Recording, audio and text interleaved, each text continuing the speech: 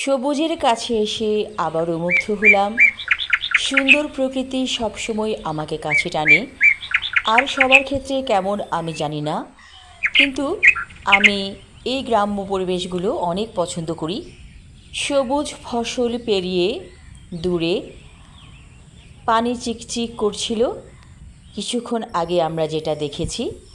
এটি একটি গ্রাম, সুজলা সুফলা শস্য শ্যামলা, সুন্দর গ্রাম। ওই যে পানি, মনে হচ্ছে শান্ত একটা দিঘি। এই যে শান্ত দিঘি, আপনি যদি শান্ত দিঘিতে একটা ঢিল ছোড়েন তাহলে কিন্তু এই ঢিলের শব্দটা আপনি শুনতে পাবেন। আর যে মহাসমুদ্র বা সমুদ্র, ওখানে যদি বড় বড় বিল্ডিংও পড়ে যায়, 4তলা 5তলা 10তলা, সেটা কিন্তু টের পাওয়া যাবে না। কারণ কি, সমুদ্রের গর্জনের সাথে মিলে যাবে সেই শব্দ। তাই এই শান্ত দিঘির মতো মনকে রাখুন। মন যখন শান্ত, তখন মনের মধ্যে অজানা আনন্দ বিরাজ করবে, এবং এই শান্ত মন থেকেই বড় বড় মনি ঋষি বিজ্ঞানী অনেক কিছু পেয়েছেন। আপনিও পেতে পারেন মানিক রতন।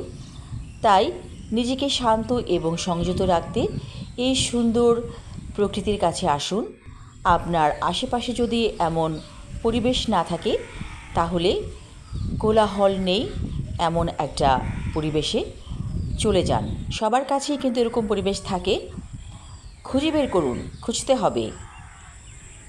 এই যে আমি এখানে এসেছি, মৃদুমন্দ বাতাস বইছে, তারপর দূরে শান্ত দিঘি, মনের কল্পনায় ভাসিয়ে নিলাম একটা নৌকো। সেই নৌকোতে যেন আমি দিঘিতে ভেসেছি। ভালো লাগলো পাখির কিচিরমিচির শব্দ, নির্মল প্রকৃতি, বাতাস, সব কিছু মিলে সত্যি সুন্দর।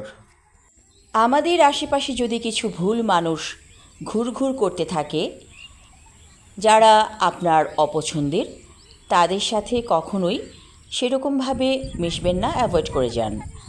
কারণ এই ধরনের মানুষগুলো আপনাকে কখনোই শান্তি দেবে না, বরঞ্চ অশান্তি সৃষ্টি করবে। উস্কানিমূলক কথা বলার জন্যই তারা আসে এবং আপনার আশেপাশে এসে ঘুরঘুর করতে থাকে। এরা হচ্ছে অসুখী মানুষ। এরা প্রকৃতির সৌন্দর্য বোঝে না, জীবনকে কিভাবে সুন্দরভাবে সাজাতে হয় তাও জানে না, শুধু জানে কি মানুষের অনিষ্ট করা। অনিষ্টকারী মানুষটি হয়তো এসেছে এমন কোনো পরিবার থেকে, যেই পরিবারে সে কখনো ভালো ছিল না। হয়তো সে নিগৃহীত, অবহেলিত ছিল, যার কারণে সে এমনটা হয়েছে। তাদেরকে অবশ্য আপনি একটা কাজ করতে পারেন, তাদেরকে ভালো পথে আসার কিছু পরামর্শ দিতে পারেন। তাকে যদি ভালো পরামর্শ না দেন, তাহলে তো সে কখনোই ভালো মানুষের কাতারে দাঁড়াতে পারবে না। তাই তাকে একটু সুযোগ দিন, তাকে কাউন্সিলিং করুন, ভালো ভালো কথা বলুন, পজিটিভ দিকগুলোকে তার মধ্যে প্রবেশ করতে দিন। হয়তো ধীরে ধীরে সে ভালো হয়ে যেতে পারে। মৃত্যুর পরে আমরা তার সামনে দাঁড়াবো, আল্লাহর সামনে। তো আমরা যেন পবিত্র হয়ে, ভালো হয়ে তার সামনে দাঁড়াতে পারি, আপনি, আমি, আমরা সবাই। কারণ দোজখের আযাব থেকে রক্ষা করার জন্য আপনি নিকৃষ্ট মানুষটিকে ভালো পথে আসার সুযোগ দিন। এতে আপনি ইহকাল এবং পরকালে কল্যাণ লাভ করবেন। সবাই ভালো থাকুন, সুস্থ থাকুন, এই শুভকামনা করছি। ধন্যবাদ।